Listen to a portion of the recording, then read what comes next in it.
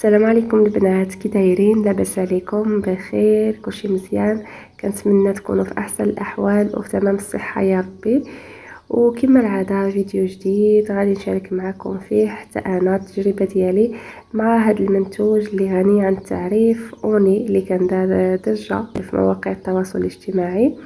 غادي نشارك معكم شحال من حاجه استعملتها فيه، الايجابيات وحتى السلبيات ديالو. ما عليكم الا تتابعوا معايا الفيديو حتى الاخير. قبل ما نبداو البنات، اول حاجه ننبه عليها هو ان هذا المنتوج ضروري ومؤكد انكم تستعملوا القفازات، لانه خطر على اليدين ديالكم. يعني حذاري انكم تستعملوه بدون قفازات. بالنسبه للاستعمال ديالو، كي تستعمل بصفه عامه لاي حاجه ديال اينوكس، وراه كيردها رائعه، كيردها كتلمع وكتشعل. مثلا عندكم براد، طنجره، ليفيي اينوكس، كسرونات الى اخره.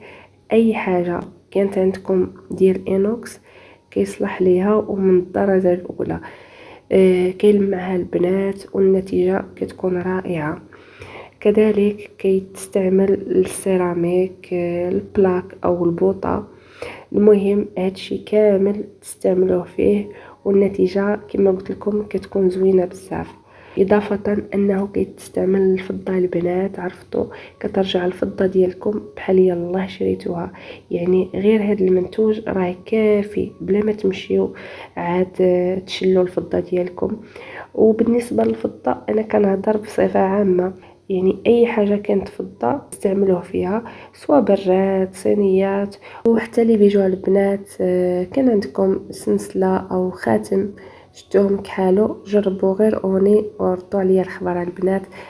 لان انا بدوري كان عندي شي حوايج تبدل لهم اللون ودرت اوني، والصراحه صدقتني النتيجه. والله العظيم البنات تقولوا انني شريتهم ولا ديتهم عند شي واحد شللهم لي.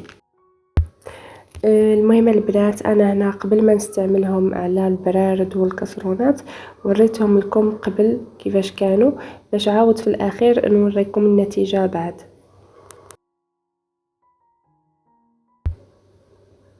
بالنسبه لطريقه الاستعمال، كنديروا شويه ديال المنتوج فوق الكسرونه اللي كيكون هكذا فيها ليدام، او البراد اللي كيكون رجع اللون ديالو احمر باتاي. كنابليكي هكا غير بيدي بنفس الطريقه كما كتشوفوا في الصوره، ولكن ضروري انكم تخليوه واحد ربع ساعه عاد باش تبداو تحكوه.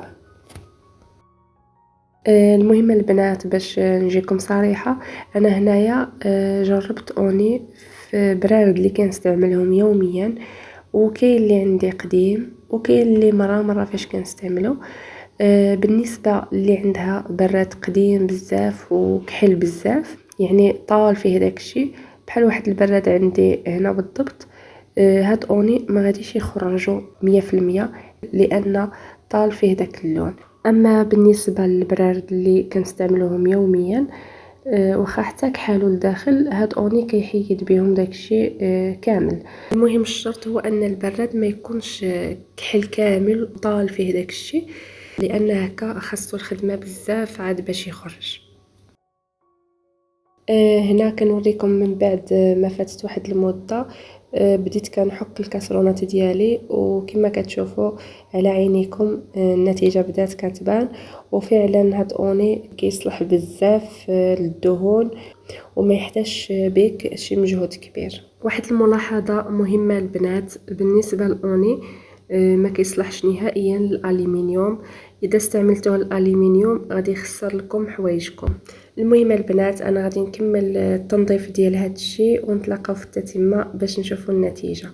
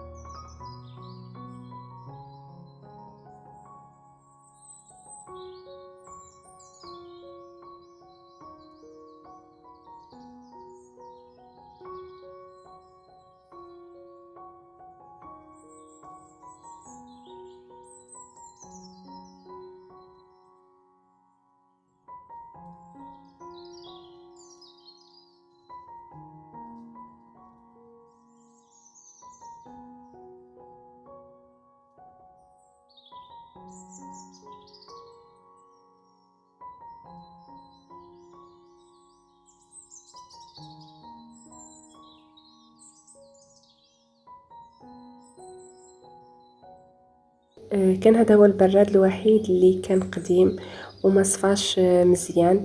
اما بالنسبه لباقي البرارد راكم شفتوا النتيجه تبارك الله على عينيكم. صراحه اللي كيشوف براردي كينبهر بالنتيجه.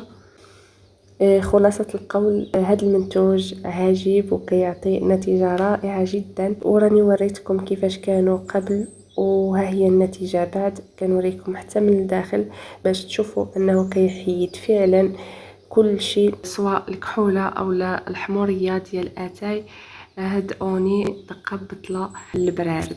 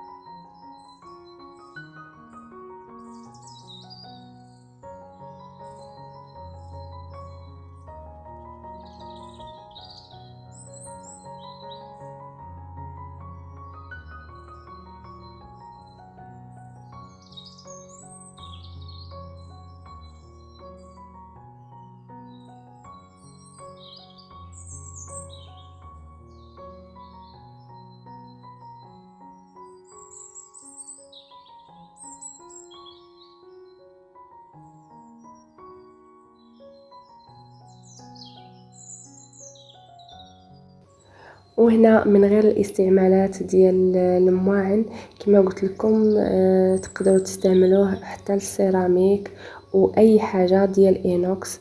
انا رجعت كنستعملو حتى السقايات ديال لافابو او ديال الحمام. كذلك النتيجه كتكون رائعه، خصوصا هكا في الدوره ديال السقايه كيتجمع داك الكالكير. المهم بالنسبه لهاد اوني راه متعدد الاستعمال. حتى نتوما البنات نظفوا به هكا الروبيني ديال الحمامات لافابو.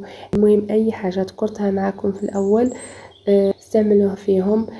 قيسوش فقط البنات بيديكم، لان انا من خلال تكرار التجربه تقطع لي الكون ديالي لدرجه ان داك البرودوي تسرب لي ليدي ودار لي واحد الثقب صغير في صبعي، يعني بحال جرحني لان هاد اوني صراحه كياكل.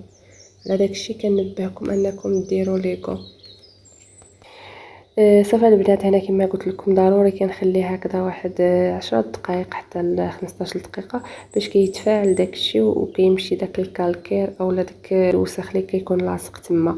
المهم البنات بالنسبه للرخامه ننظفها كما العاده بشويه ديال ليكيد ديال الماعن مع شويه ديال جافيل وصافي كترجع كتشعل. وكما شفتوا يعني ما شربه لي لا وسخ لا والو وباقيه نقيه حتى لدابا. وهذا الشيء من خلال انني كنظفها كل مره ما كنغفلش عليها.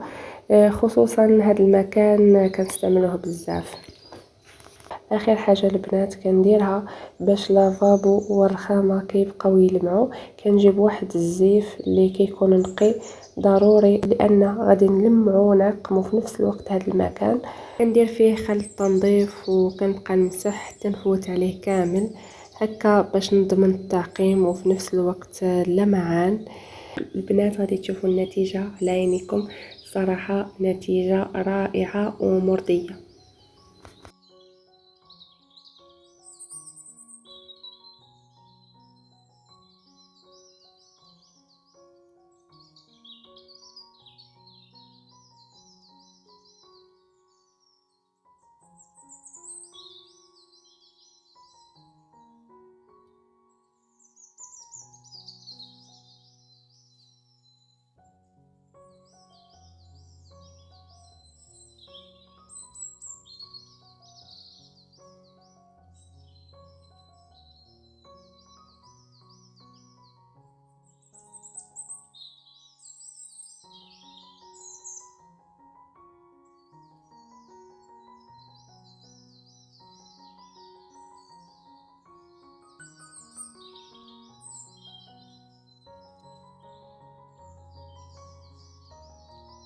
المهم البنات، كان هذا هو فيديو اليوم. كنتمنى انه يكون عجبكم وتكونوا استفدتوا من هذا الفيديو بطبيعه الحال.